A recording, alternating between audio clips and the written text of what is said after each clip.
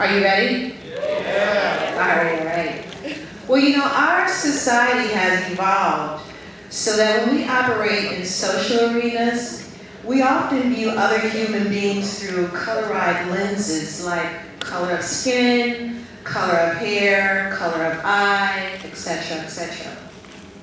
We are so ingrained with labeling that we have built a whole social system in employment, education, even travel and leisure that's based off of all of those demographic labels. Some of that labeling has produced inequities or unequal systems that keep certain populations of humans from advancing at the same pace as others, or so we think.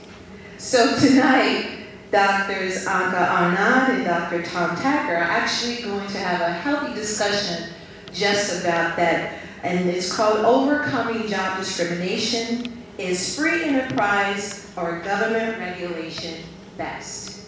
So we're going to start off tonight by having Dr. Arnaud introduce herself and her platform. So give her a round of applause.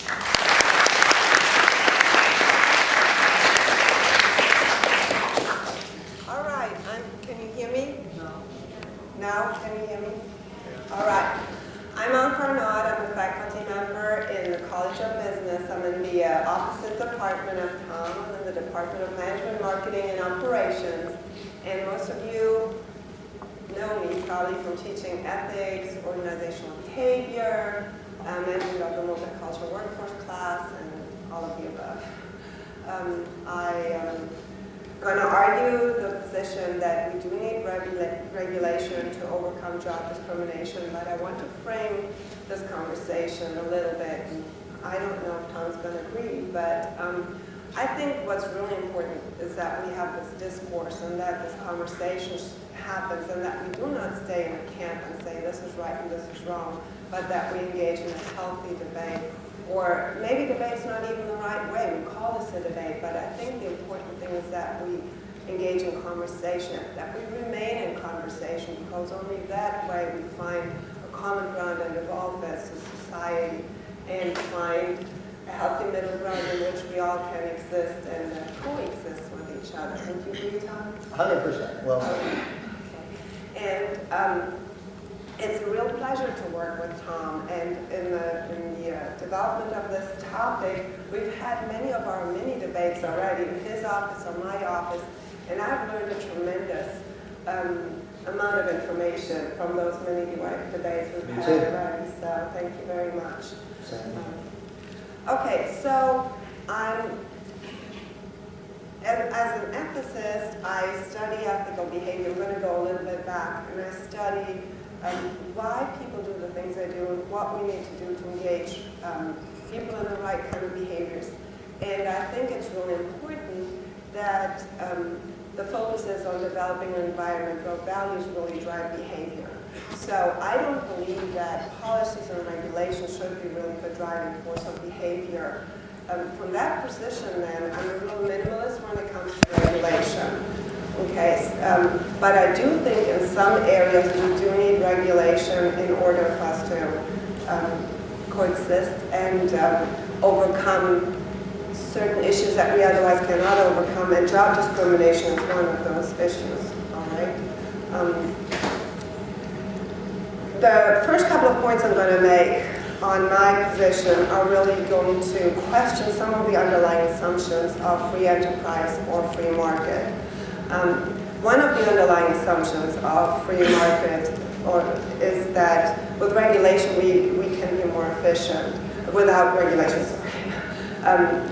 But I would argue that that's not necessarily the case, that free enterprise with regulation can actually be more efficient in some instances. Regulation can increase economic efficiency, and without regulation, external costs can actually offset value of production. And I encourage you to extend your reading and read some of the work and the books by Paul Craig Roberts. He was the Assistant Secretary of the U.S. Treasury during the Reagan administration, and he has written quite a body of knowledge on it. But I would argue that we would have a lot more violence, aggression without any kind of regulation. It wasn't through a lot of tears and bloodshed and aggression that we even came about to develop some regulation that created more equal opportunity in the workplace and in society. So I do, and as a behavioral psychologist or studying the behavior of individuals, I would argue that if we suppress individuals' rights to do things and we engage in a lot of conflict, it reduces efficiency in that it decreases people's commitment, performance, and productivity in the workplace. So I feel that creating via regulation a more equitable, I'm not saying a more equitable playing field, we actually create more efficiency in the system. That's one of my positions. If you want to argue this, take some notes and I'll talk about that later. Also, when we talk about free market economics, almost free market economists suggest that the market without regulation, in which prices are free to reflect supply and demand, are more efficient. I said that already. But they also argue that the market is not well, let me backtrack, sorry. The market is not an actor, right? The market is a social institution. So we got to be really cautious when we talk about the market. We forget that the people are really the ones that are acting and engaging in the behavior. So people act, and it's the behavior of the people that needs regulation, not necessarily the market. The ideal of the absence of any regulation of economic behavior actually assumes that there are no dysfunctional consequences of unregulated economic behavior. I'll let that sink in for a second. Do you all follow that argument? Okay, that there's no dysfunctional consequences of unregulated economic behavior. Now, if this were to be true, why should this not be true then for all other behavior, right, of human beings? Why shouldn't all behavior be unregulated? I doubt that anyone in this room would argue that we need some regulation to regulate socially dysfunctional behaviors such as rape, murder, robbery, correct? Okay. Definitely against those. Okay, so we do need some regulation. The idea of self-regulation then assumes that unrestrained individuals are self-regulating.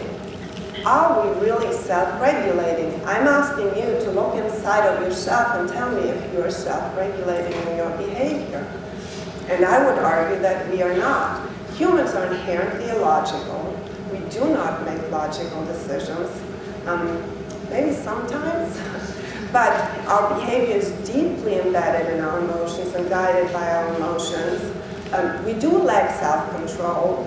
How many of you have ever had an extra piece of cake that you didn't need to have? All right. Okay. And how many of you, and I know you don't raise your hand, have texted while driving? Okay. How many of you ever ridden in a car without a seatbelt? Okay, how many of you have, I'm making my point really well, right? How many of you have, okay, I did the extra piece of cake, no, lost my train of thought. Okay, so I made the point though that we generally lack self-control, correct? Okay. It's really difficult to exercise self-control. How many of you exercise? That was my other point. How many of you exercise diligently every day? We're supposed to exercise every day for an hour. How many of you do that? Okay. Okay. So then the other point I want to make is that we are inherently human, and as humans, we're inherently flawed, right? I talked about being illogical already, but I do believe that we are inherently prejudiced, and when we say that we're overcoming prejudice, it's work in progress, all right? I do not think we are prejudice-free. I don't think it's in our nature. I think that these prejudices are developed very early in our childhood, that as we go through education, society, and as we surround ourselves in certain communities with certain people, that affects how we think and how we talk to others and how we believe the world works. And that instills prejudices and biases in our thoughts and in our behavior. And I do not think that we can control that necessarily. All right. Okay, another point is that I believe free will, and we've had this mini debate already, free willful negotiation actually requires equitable presentation at the negotiation table, right? The idea is that we all can willfully negotiate at this table about labor, about having a place in an organization. And I think that that's not necessarily the case. Because the idea of free market economics is the quantity of the minority can influence the employer's decisions. So as more people of minority enter into the workplace, they have more opportunity to negotiate. Well, for some reason or the other, these are called a minority, right? So they represent a minority of the population. If you discriminate against women, for example, you exclude 50% of the applicant pool. That's a substantial number, right, of people. But if you discriminate against African Americans or Latinos, you exclude only 13 to 17% of the applicant pool. Gays make only up to 1.7% of the applicant pool. You'll discriminate more against redheads because they make 2% of the applicant pool, okay? So it's, they just, by the sheer number they have in the marketplace, they will not have the opportunity to be present at the negotiating table. So we do not need regulation to give them the opportunity to even be at that negotiating table, all right? Let's see, how much? 2 more minutes? Okay, I wanted to keep it at 15 minutes. Okay, let me see if Take extra. oh no, I don't know, I'm on my next, I think I'm already on this slide here. Okay, so we all know about the glass ceiling, right? And the glass ceiling is live and well, and it does exist, right? I'm challenging you, we're all in the aviation industry, to look at the leaders in the aviation industry and who sits at the helm of these organizations. Can somebody tell me who sits at the helm of these organizations? It's, oh, you don't want to talk. In my classes, you have to talk. Yes, sir. Real graduates. Okay. Real graduates. Very good. Okay, the majority are white middle-aged men that come generally from Ivy League institutions. And I will tell you that they did not by choice say, I'm not going to offer this position or another position on my executive team to a woman. That is not my position. That's not what I'm doing.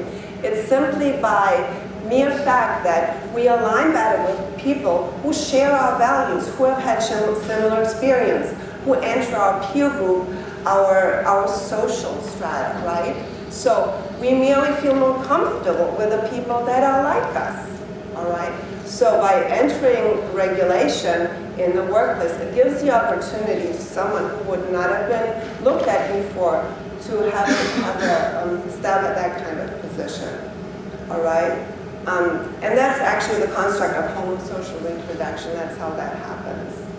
Okay. I think regardless of regulation, discrimination persists. We see it.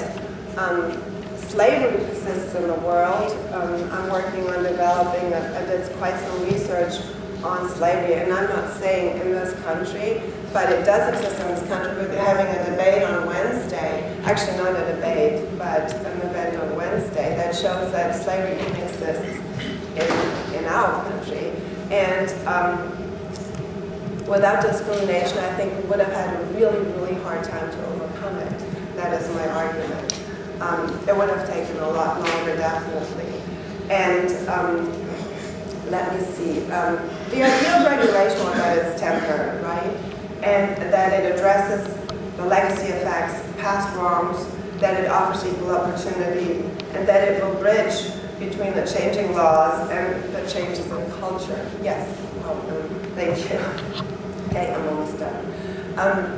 Affirmative action really only opens the door for those minorities. They still have to walk through that door, all right? And have to make it work. And I want to leave on this quote because I do believe it's in the individuals and it's our responsibility to individuals to do what is right, but I hope I made the point to you that it's very difficult for us to do what is right because we're inherently illogical, irrational, lack self-control, yada, yada, yada. Under capitalism, man exploits man. Under communism, it's just the opposite. So regardless of system, man has a tendency to exploit his brother, his sister. That's my position. Give her a round of applause. One of those guys, but if Jerry Seinfeld was here, you'd have to pay a lot to get in. Okay, I'm the comedian you can afford. Look at it that way.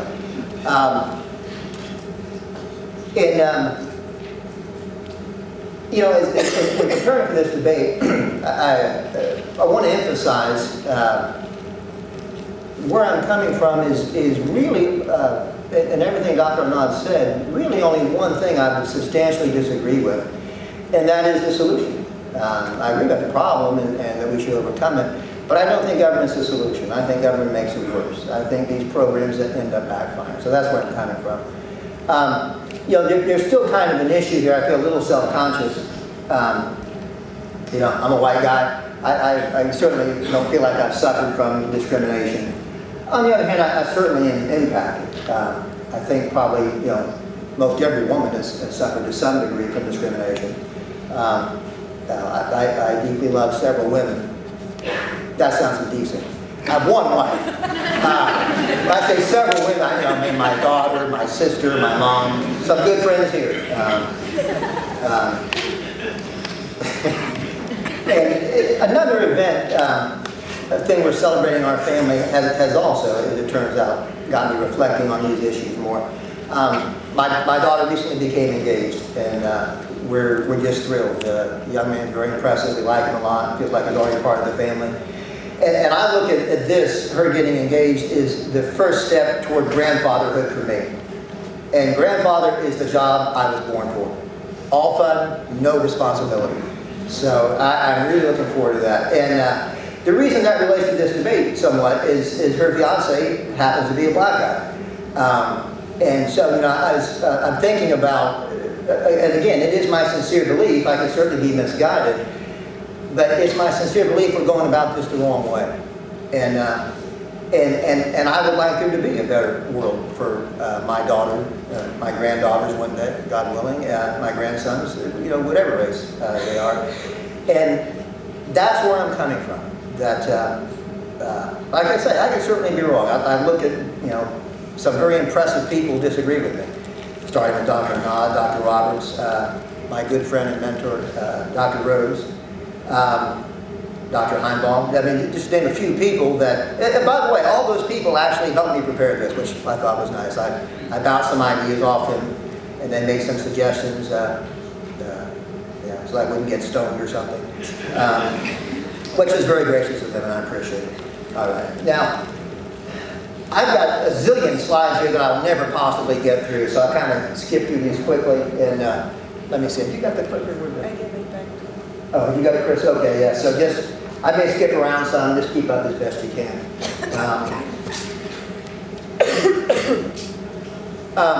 So the ideas that I'm espousing are not ideas that I thought of,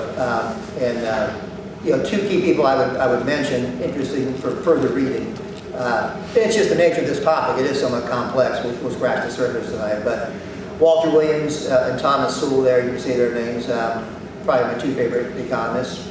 Both of them happen to be black guys. And they've written a lot on this topic, and that is where I've drawn pretty much everything I'm talking about. And I always like to say, since I'm coming at this from a very different angle from most of you, that economics is tricky. It's more of it's like an ecosystem. The direct regulation doesn't always do what you want it to do, and it can mess things up.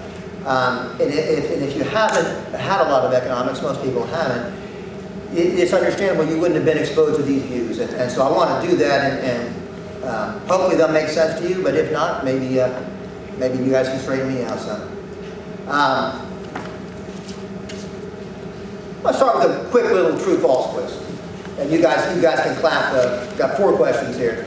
Clap if you think this is true. Okay, first one is, firms are generally focused on, even obsessed with maximizing profits. If that sounds true to you, clap. If firms are forced to choose between higher profits and discriminating, they will generally go for profits. That sounded about the same to me.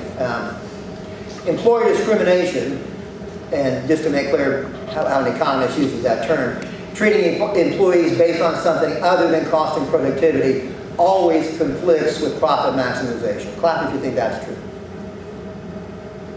It actually is. I'm not trying to prove it right now. I'll come back later. It may become obvious as we go along, but it does actually always conflict with profit maximization. If women are systematically underpaid, then men must be systematically overpaid. Is that true? That was also true. It's a relative idea. If I could hire a woman to do a job for $75,000 and I could hire a man to do the job equally well for $100,000, then I'm overpaying. If I pay $100,000 to fill a job that I could have filled for $75,000, I'm paying too much. So the whole idea of prices for wages is that it's a relative concept. It shows us value relative to something else. So that's true too. Skip down to kind of the essence of the free market. Free enterprise, of course, is a voluntary system, and you can kind of boil it down to the way free enterprise works is I'll do something you like if you do something I like. Right? That's the basis of it. You come to work for me and be productive. If I'm the employer, I like that. I'll do something you like. I'll pay you. Things work out, promote you, that sort of thing. That's free enterprise. It is certainly imperfect. It certainly results sometimes in unjust results. It's a fallen world, and injustice is inherent in life. So it does not and will not eliminate all problems, but I firmly believe it's the best we can do. And we can improve things through that system better than any other. If we skip the last bullet there, one advantage of just letting employers do what they want in this area is that, in that case, of course, every employee is always a wanted employee, an asset valued by the employer. There's a lot of value in that. Forcing employers to hire people they don't want can easily backfire. And I'll say some more about that later. In the market approach, free speech is protected. You can honestly discuss whatever issue might come up with your employees because they can't sue you. They can sue you for breach of contract. We would have that for us. But other than that, they can't. And so, if we don't have government regulation, one of the nice things about that is it encourages us to go in a positive direction. It encourages us, anyone who's a victim of discrimination in particular, to focus on self-improvement, to focus on marketing themselves and making themselves more valuable to an employer. You might say, well, it's unfair that if you have to work extra hard at that. Maybe it is, but it's still always productive. If you're improving yourself, you're making the world a better place, for sure. The other stuff, maybe not. All right, so that's free enterprise in a nutshell. What's government? Command and control, regulation, also known as socialism, mixed economy. What that boils down to is if you don't do what the government tells you to do for someone else, then government will do something very nasty to you, like fines. Like, if you keep opposing them, I suppose, in prison. You refuse to pay the fines, SWAT team, whatever. That's ultimately how they're going to enforce their stuff. And my good friend and colleague, was saying she's a minimalist in regulation. I think that's the reason. There is, that's the hard, underlying reality of government. It's force.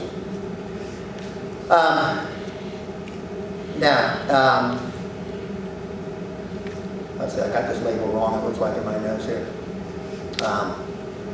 This next thing it should not be under free market, it's under government. A racist, sexist employer. And you made a good point that it might not be conscious, it might not be firmly racist, sexist, which I think is relevant. Anyway, once they're large enough, they must hire. Now that's kind of a key thing there, once they're large enough. If they stay small, the government pretty much leaves them alone. In fact, they're officially exempted. I think they're below 15 employees. Which, by the way, gives them incentive to stay small, if you think about it, if they do want to exercise bias. Anyway, so they can be forced to hire limited minorities when they don't want to, when they, maybe it's just because they're prejudiced, or maybe they honestly think they have someone else better for the job. In any case, they can be forced. It also creates an environment, the regulations that we currently have, where even unbiased employers have to be very careful. I mentioned here in the second bullet, there's a number of questions that are illegal to ask. You can't ask a woman applicant if she has children. This is normal human conversation. This is, something that you would naturally ask. It's forbidden, on the grounds that, well, maybe that's going to make you discriminate. It obviously stills conversation. It makes it hard to get to know each other. It just destroys this whole idea of transparency and cooperation and communication. Last bullet there says, in theory, talking about the government stuff, this assures that women and minorities can end up employed, I'm overstating maybe, being employed by somebody who can't stand them. Feels no kinship, no loyalty, no desire to help and mentor them, etc. What could go wrong? Well, a lot could go wrong, is the point. It's much better to be in a job where you're wanted. Part of the goal of this is to try to get people matched up in places where they can develop better. Some of you young maybe haven't worked a full-time position yet. I can tell you something about full-time work that I've learned over the years. It pretty much shoots the whole day. It keeps you busy. A lot of times you spend more time with people at work than you do your family when you're busy working on stuff. Chemistry is important.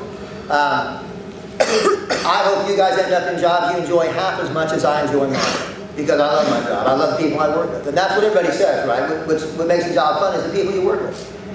It's better if we self-select. It's better if we don't try to twist and turn unwilling employers there. That will do some harm, but maybe a little bit less than you think. I'll come to that later if we leave them alone. Prices are magical problem solvers. All right, way to go, Chris. I want to leave this discussion of labor stuff for just a second to make a general point. You probably see where I'm heading. Consider competition in a different area. We're Embry-Riddle, let's talk airlines. Suppose you were starting a brand new airline. And of course there's resistance to you, no one's heard of you, you're trying to compete with established airlines. What would be a key thing you would do to break into that market, to get attention, to get people to try you, even though they might be skeptical? Lower price, right?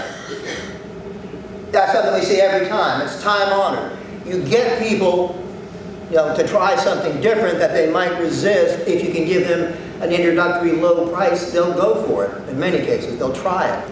They'll give it a chance. Once they find out it's okay, you can raise the price. How am I on time? I did not watch it. 13 minutes so far? So, in terms of what does this mean in the job market? Well, it's the same idea. When I favor free enterprise, it isn't based just on logic, it is based on experience. Consider the U.S. prior to the 1960s, the government basically did nothing to fight discrimination. In fact, in U.S. history, government was often part of discrimination. I think I mentioned that book, Ethnic America by Thomas Sewell. It's fascinating reading. And he talks about immigrants coming in the 1900s from all over the place and just how awful discrimination was. And completely overt, as I say, government was part of it. And people would hang up signs, Irishmen need not apply. No Chinese apply. Just very overt discrimination. And yet those groups came in to this country and succeeded and continued to pour in. How did they succeed? Well, a big part of it was they did have to start at lower prices. Again, maybe it's unfair they had to start lower, to get their foot in the door. But you and I both know experience is everything in a job. And if you can get in there, prove yourself, then you've got someplace to go. The low price makes that possible. South Africa in the 1970s. Those are the days of apartheid, of a society, no question, much more harsh discrimination than we have today. And again, government was part of it. Interesting thing happened in South Africa. Even in that society, black workers were making great progress. The reason's simple. Because there was such an unreasonable bias against them, it created bargains. Even an employer that wanted to discriminate would find that they could get a great black accountant for a good price. And so they were doing it. So even in that society with all that racial hatred and like I say, just overt discrimination, gains were being made. Discrimination was in practicality being overcome. People were advancing. Guess what the South African government did?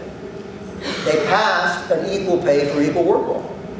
Because they recognized, hey, the whole key to this is this low price. Let's force the price up.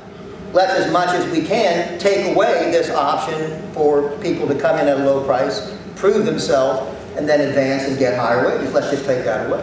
So we have a great irony. It's the same policy we have of equal pay for equal work. They were using it probably more logically than we're using it. They were using it to suppress market incentives to fight discrimination. They were using it with the intent to promote discrimination, to make it easier to discriminate. You wouldn't lose out to a competitor who could hire, cheaper workers than you because they were willing to go against that grain. Let's skip to that slide, Chris, on the earnings by ethnic groups. So, point there is just to show that the earnings vary a lot. The reasons are complex. We can come back to it in the questions and answers. But basically, earnings gaps don't automatically tell you that, discrimination is the root of all that. Even if it is, again, we're back to that point. Our better policy here would be to let people have the chance to start at a low wage. Technically, the government there may be ways to get around that regulation, but to the extent we effectively enforce that regulation, it has the irony if you're taking away the most time-tested tool for people to overcome resistance to a product that others aren't familiar with. So, now time, right? Okay. Thank you. I want to really hand it over to you and participate in our conversation. There's only one thing I'm going to say. I just don't think that I need to offer myself at a lower wage because I am just as able as another person. And simply because I'm a minority, I shouldn't have to offer myself. I shouldn't have to fight that struggle. I don't think it's equitable. I don't think it's fair. And if there's a body that can enforce that fairness, I'm all for it. Because why do I have to struggle year for year for many, many years to get a place in that marketplace and to have a fair place in that marketplace? I just think it's wrong.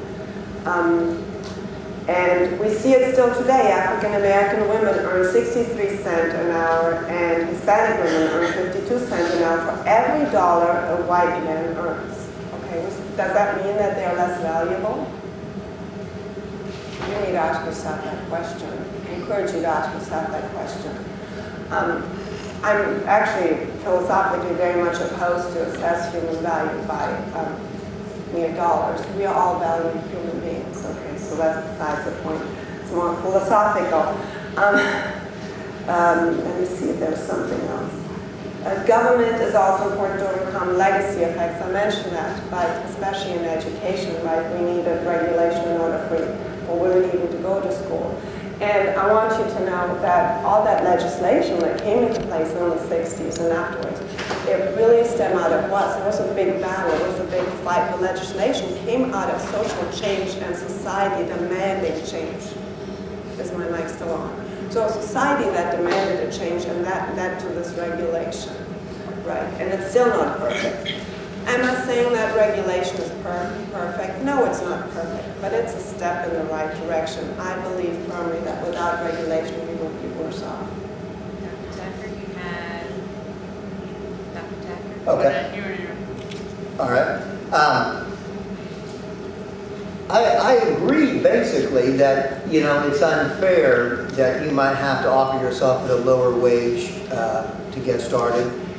My position is simply, that's what works. We've seen it work again and again.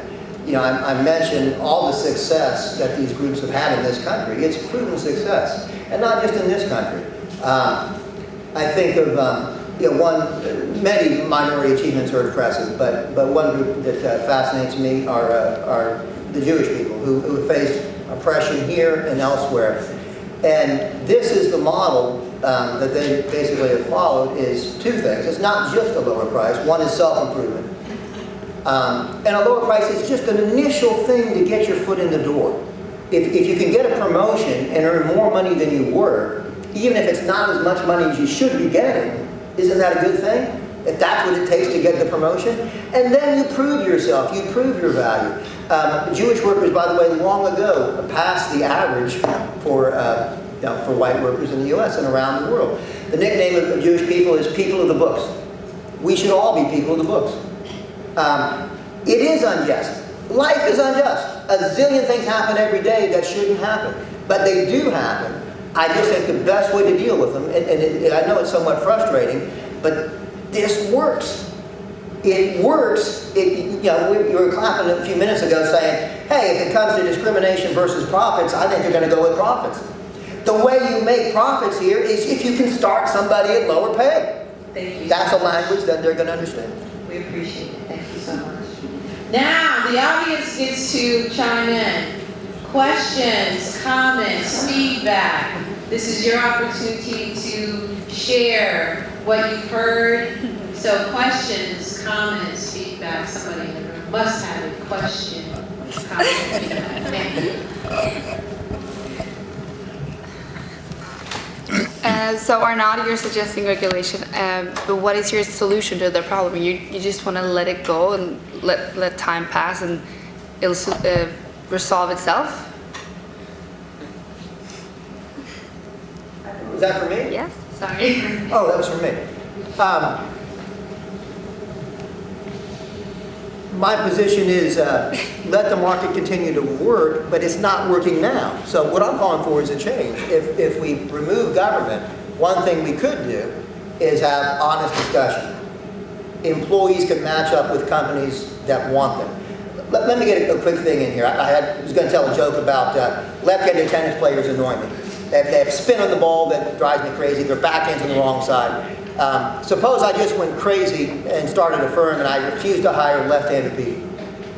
Would that tremendously disadvantage left-handed people? No, it maybe hurt a little bit that I wouldn't hire them, but think about this. If I hire a bunch of right-handed people, aren't those a bunch of right-handed people that won't be competing for other jobs?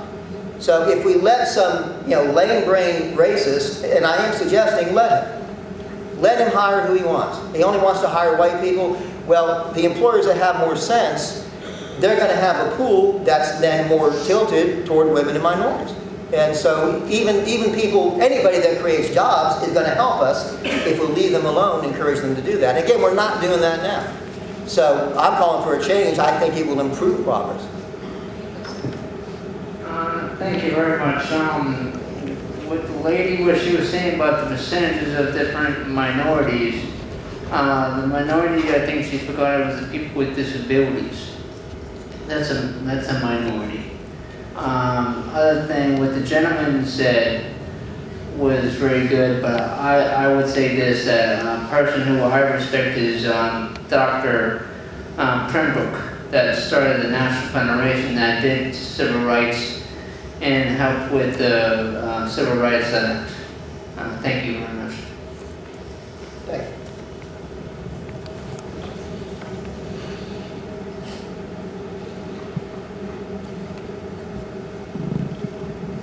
My question is for Dr. Arnaud. So if regulations don't work, like you said, well, you didn't say it didn't work, but for example, like seatbelt, people don't buckle up all the time, people do text and drive.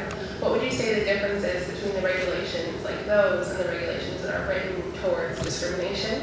Would you say it's like the punishment's different, or how would you say those work when the other ones don't? I do think that we need some form of control of human behavior. And I guess I would like to keep it at the minimum. I think I see a difference between regulation for discrimination because the idea here is to create a more equitable platform for opportunity. I do think, though, that if I lack control, think about this. If you text and drive and you cause an accident, you hit me and you kill me in the process, who carries the burden? Society? I'm dead. So if we as humans do lack control, I think we do need some regulation in order to for us to coexist in society peacefully. And I do favor some regulation, just not in this area. Did that answer your question? I guess, like, if people do still exercise, the regulation is still there. Yes.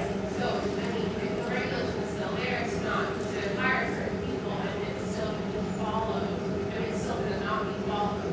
Like, is there a difference?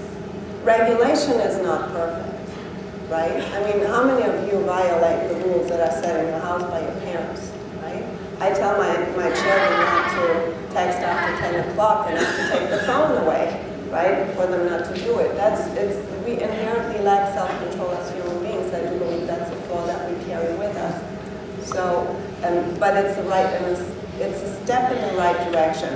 I actually believe that without let's look at the Industrial Revolution. Let's look at women. How hard we had to fight to get a foot in the door? How hard did minorities have to fight to get a foot in the door? I mean, without regulation, it would have been a battlefield, a horrible battlefield, bloodshed, a lot of revolution. There's no way I don't believe that it would have been as peaceful as it has been, and it's by no means perfect than it is right now with regulation. That's my position. Well, don't you think regulation breeds regulation? I mean, once you start on that road, it's a snowball effect. Before you know it, we're in a socialist society. You're talking to me? I do think that's a danger, and that's why I really don't like that we create camps in society, that we have the liberals and the conservatives in one corner without any discourse. I do believe that we need to engage in conversation to fix where the regulation is broken. And my other question is, for those with ability who have like huge productive power, like the more they produce, the more there's a gap between those who produce and those who don't produce, and the gap just keeps getting bigger and bigger and bigger. Before you know it, there's like a small percent of those who produce while those at the bottom are getting larger. What is your response to that? That's go ahead. I'm not sure I understood the question. So the question is about not so much discrimination, but just a general disparity in income. The question is, those who have power and continue to produce, do so at the expense of those who don't, and they keep producing more while those who don't keep getting bigger. Well, I would say in a free enterprise system, your production is not at the expense of anyone. If you produce more, you can play basketball like LeBron James. You get paid a lot of money because it's very productive entertainment, and we like it. And he's not taking anything from anybody to do that. He's in a free trade. We're choosing to compensate him for his talents. But there's a limited market for it. Like, if LeBron James is LeBron James, then LeBron James has all the attention and no one else has it. He's on top of the chain. I would say he deserves it. He's good. Let me maybe get at some of what underlies what you're saying, I guess. In a free enterprise system, gains and wealth are inherently shared. There's no way you can produce more wealth and not share it. LeBron James buys a yacht, well, that helps create jobs for yacht makers. He puts all his wealth in the bank, then that helps reduce interest rates and generate more loans. No matter what he does, it is shared. Again, just earning wealth because you're productive, there's nothing back there. Again, like I say, the model is he's done something nice for us, so we've done something nice for him. He's fun to watch. We choose to pay him, a lot of money because his talents are so rare. In a way, they're kind of trivial. That bothers some people, but they're just so rare. Fun to watch. Hi. Instead of resorting to racist America or discriminatory America, do you think the 6-month internship, obligatory internship, would work just as well?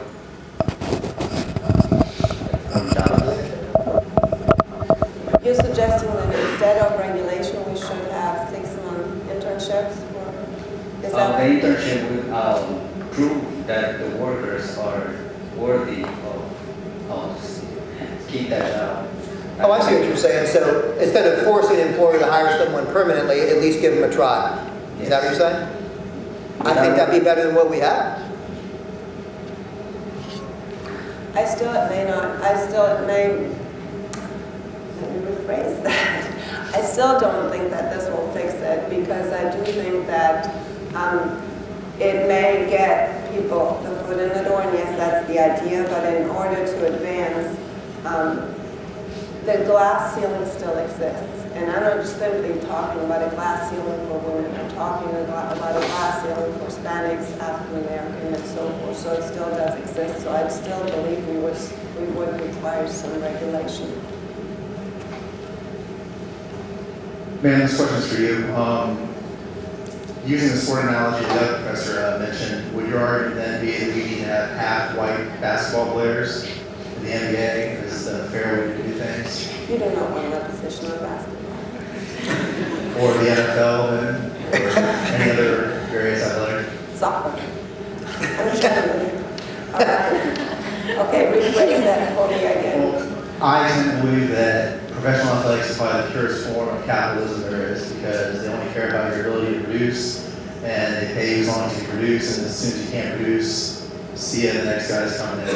It was nice knowing you, see you later, all that kind of stuff. Your position, if we were to apply to professional athletics, then would be that to be fair, or to give people that have lesser abilities or perceive lesser abilities a shot at things, that we should therefore have half the roster be white on the New York Knicks. I'm not saying to give somebody with lesser ability, knowledge, aptitude, and opportunity. That's not my position.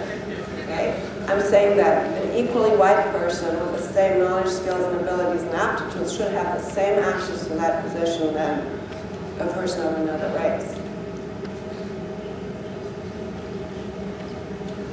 Good evening. This is kind of an open-ended statement, I guess, to what's going on. It seems though both of you focus a lot on the racial aspect. Me personally, I'm Puerto Rican, however, I'm a U.S. citizen, so I have, I guess, that quote-unquote benefit.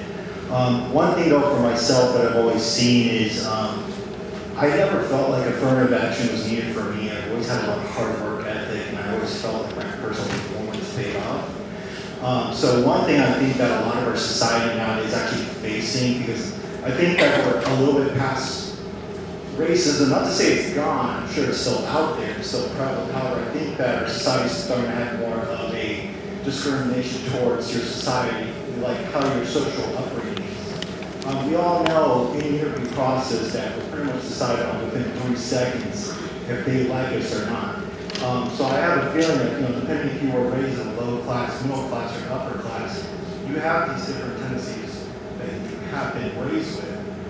To me, I think that I more identify with people now with those same classes rather than a race. I think that the U.S. has gone a long stride from things, but I think it's more discrimination towards these classes, really, is that we're starting to hit. Now, you can kind of argue that maybe the lower classes, maybe a lot of minorities still sitting there, and mostly whites are in the upper and the middle, so maybe that's why it looks racist. However, I don't feel like that's what I experienced personally. I never felt that way toward those whites or other types of races, but I feel like our laws should change to adapt to that. De facto quotas for, like, say, a large national defense company. That forces, a competition for them to draw in women and minorities, and maybe they don't really want them.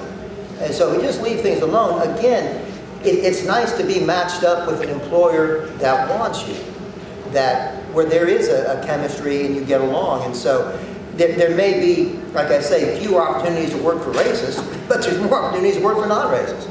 Instead of having, a diversity approach where we say we must have equal diversity everywhere, every employer must have, 10% minorities, whatever, let some of them have 90% minorities, some have 0, and just let it vary. And I guess the attitude I would like to encourage you guys to have, selling your labor services, in a lot of ways, it's like selling a car. If somebody offers you too little, then sell it somewhere else. You don't have to write your congressperson, you don't have to sit back. Sell yourself somewhere else. A lot of people are undervalued by their employers. Even white guys can be undervalued by their employers. All right? And it's up to you to take some responsibility. Again, I relate it back to self-improvement. Do things to improve yourself, make yourself more marketable, and go somewhere else. Go where you're wanted and where it's fun to work. My question, those who have productive ability have those abilities because of their values and because of the hard work they put into it. I'm inclined to believe that it's more mandatory for everyone to be productive, given that everyone has the same opportunities and values the same stuff as, say, LeBron James. Like, what would be your solution to like having everyone increasing their productive abilities? Education is certainly a key thing. One thing I did get to, because I had not planned things very well here, but that's a thing that certainly is vital to minorities. A lot of our worst public schools are virtually 100% minority. A thing that, right? a thing that economists of all stripes favor are things like education vouchers, tax credits, to get kids out of schools where they're not succeeding and give them some options to go somewhere else. So, you know, a lot of things can help, but that's a really key thing. You guys know that, that's why you're here. And so getting a good foundation, a good education for everybody, but again, this would be especially beneficial to minorities to have a system where they could, their parents could choose the school that fits their kid best. I think that would be a great way to go. Maybe the single most important thing we could do to expand opportunity. This is for Mr. Arnaud. You said that humans are inherently logical. So who would be, or how would you propose the person deemed to make the regulation would be deemed to be logical, more logical than another person to install that regulation? You also said that you think that people's pay rate or social status should deem their beliefs or opinions more valuable than another. Then how do you propose regulation be made better that standpoint? Collectively, in discourse and with conversation of everybody at the negotiating table. May I comment real quick? I think you make a great point. Your basic point is, hey, we're all flawed humans, but so is government. And now they've got concentrated power to screw things up even more. That's kind of how I look at it. And it's true, we don't act in our self-interest, but I still say, the person that can best act in Jane's self-interest is Jane. She's going to be off some, but some government regulator is not going to make her life better systematically. On average, it's best to leave Jane alone. She'll make some mistakes, but government will make even more. And we've run out of time. So, any last comments from our panelists?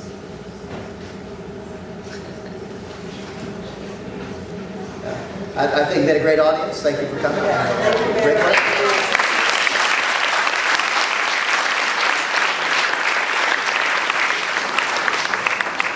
This concludes the debate. You did all right. Thank you. Hey, thanks.